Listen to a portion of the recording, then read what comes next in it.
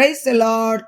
எபிரேயர் 10:25 பார்க்கும் பொழுது, சபை கூடி வருதலை சிலர் விட்டுவிடுகிறது போல நாமும் விட்டுவிடாமல் ஒருவருக்கொருவர் புத்தி சொல்ல கடவோம் என்று சொல்லி நாம் பார்க்கிறோம். இன்றைய நாட்களில அறிவியல் ஏராளமாக முன்னேறி கொண்டே போகிறது. அறிவியல் முன்னேற முன்னேற ஒரு புறம் மனிதர்களுடைய மூளையும் மழுங்கி கொண்டே போகிறது. பிரியமானவர்களே, பாருங்க, எந்த பொருளை வாங்கினாலும் grinder, mixie, washing machine, AC, fridge, 2 wheeler 4 wheeler எதை வாங்கினாலும், மொபைலு எதை வாங்கினாலும் 1 வருஷத்துக்கு மேலே உபயோகப்படுத்தினா அதை காட்டிலும் அட்வான்ஸாக அடுத்தது வேற ஏதாவது வந்துடுது. அதை வாங்கி 1 வருஷம் உபயோகப்படுத்தினா அதுக்கு அடுத்தது அட்வான்ஸாக ஏதாவது வந்துடுது. இந்த அளவு அறிவியலானது முன்னேறி போய்கிட்டே இருக்குது. பாருங்க, ஒன்று தான் இன்னும் மனுஷன் செய்யலை. மனுஷனை குளிக்க வைக்கிறதுக்கும் துணி மாற்றி விடுறதுக்கும் மட்டும்தான் மெஷினை உபயோகப்படுத்தலை.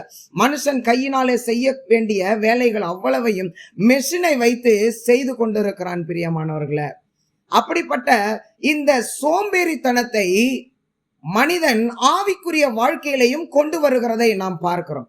சபை கூடி வருகிற நாட்களில எனக்கு வேலை இருக்குது, இந்த ஒரு நாள் தான் எனக்கு லீவு, அதனால எனக்கு சபைக்கு போக முடியல அப்படின்னு சொல்லி வீட்டிலேயே முடங்கி கிடந்து டிவியில இல்லைன்னா மொபைல்ல ஆராதனையை வச்சுட்டு ஒரு ஊழியக்காரருடைய செய்தியை லவுட் ஸ்பீக்கர்ல வச்சு விட்டுட்டு இந்த பக்கம் துணி துவைக்கிறது, இட்லி மாவு அரைக்கிறது, ஒரு பக்கம் பாத்திரம் கழுவுறது, காய் நறுக்கிறது, இந்த வேலைகள் எல்லாம் ஒரு பக்கம் செய்து கொண்டு லவுட் ஸ்பீக்கர்ல ஓடிக்கொண்டிருக்கிற கர்த்தருடைய வார்த்தையை ஒரு பக்கம் கேட்டுக்கொண்டு இப்படியாக ஒரு மனிதனுடைய ஆவிக்குரிய வாழ்க்கையானது தவறுதலாக போய்கொண்டிருக்கிறதை நாம் பார்க்கிறோம். பிரியமானவர்களே, வேத வசனம் சொல்லுகிறது, நான் பிதாவானால் என் கனம் எங்கே, நான் எஜமானனானால் எனக்கு பயப்படுகிற பயம் எங்கே என்று சொல்லி மல்கியா 1 ஆண்டவர் நம்மிடத்தில் ஒரு கேள்வியை கேட்கிறதை நாம் பார்க்கிறோம். பிரியமானவர்களே, இன்றைக்கு நாம் எப்படிப்பட்ட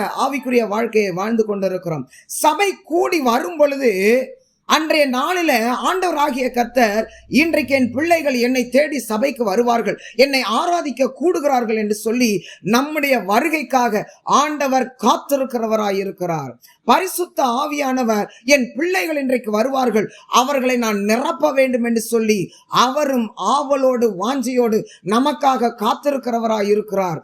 அது மாத்திரமல்ல, நமக்கென்று கொடுக்கப்பட்ட ஆசாரியனாகிய மேய்ப்பன், இன்றைக்கு ஆடுகள் எல்லாம் சபைக்கு வரப்போகுது, அவர்களுக்கு தேவையான வார்த்தைகளை கொடுக்க வேண்டுமே தேவ சமூகத்தில் இருந்து என்று சொல்லி இரவு முழுவதும் தேவ சமூகத்தில் காத்திருந்து அன்றைக்கு பேச வேண்டிய வார்த்தை என்னவென்று ஆண்டவரிடத்துல பெற்றுக்கொண்டு அவரும் நமக்காக பரிசுத்த பலிபீடத்துல, மகா பரிசுத்த பலிபீடத்துல நின்று கர்த்தருடைய வார்த்தையை பிரசங்கிக்க அவரும் ஆயத்தமாகி காத்திருக்கிறார்.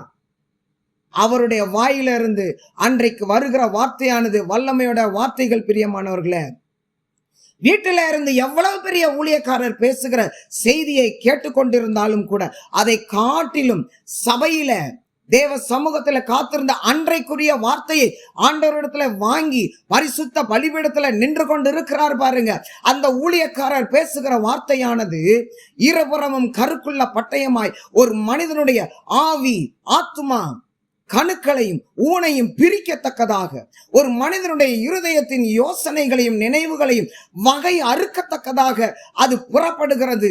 அது ஒரு மனிதனை செம்மையாக்கி தவறுகளிலிருந்து மீட்டு எடுத்து பரிசுத்தப்படுத்தி சபையிலிருந்து அனுப்புகிற வார்த்தையாயிருக்கிறது. பிரியமானவர்களே, அப்படிப்பட்ட அந்த சபை கூடி வருகிற நாட்களை நாம் அசட்டை பண்ணினோமேயானால் கர்த்தருக்கு அது அருவருப்பானதா இருக்கிறது.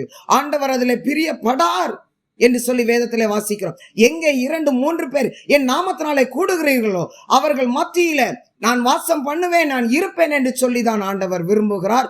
வேதத்திலே நமக்கு சொல்லி வைத்திருக்கிறார். அப்போஸ்தலர்கள் கொண்டு ஆண்டவர் பெரிய பெரிய காரியங்களை செய்ததற்கு காரணம் என்ன தெரியுமா? அவர்கள் ஒருமனப்பட்டு அனுதினமும் சபையில அவர்கள் தரித்திருந்து அப்பம் பிட்டு மகிழ்ந்திருந்தார்கள் என்று சொல்லி நாம் பார்க்கிறோம். பிரியமானவர்களே, அன்றைக்கு உள்ள அந்த ஆராதனைக்கும் ஒருமனப்பட்டு கூடி வந்த சபைக்கும் இன்றைக்கு உள்ள இப்படிப்பட்ட கிறிஸ்தவர்களுக்கும் எவ்வளவோ இடைவெளி. ஆண்டவர் நம்மை பயன்படுத்த வேண்டுமே ஆனால் சபை கூடி வருகிற நாளை நாம் அசட்டை பண்ணாதபடிக்கு கர்த்தருக்கு முதலிடம் கொடுத்து, எத்தனை வேலைகள் இருந்தாலும் எல்லாவற்றையும் ஒதுக்கி வைத்து நாம் அவர் சமூகத்திற்கு போவோமே ஆனால் கர்த்தர் நம்மையும் நிரப்புவார். நம்மோடு கூட ஆவியானவர் பேசுவார், இடைப்படுவார். ஆண்டவருடைய வசனத்துக்கு கீழ்ப்படிவோம் பிரியமானவர்களே. கர்த்தர் தாமே நம் ஒவ்வொருவரையும் அளவில்லாமல் ஆசீர்வதிப்பார். ஆமென்.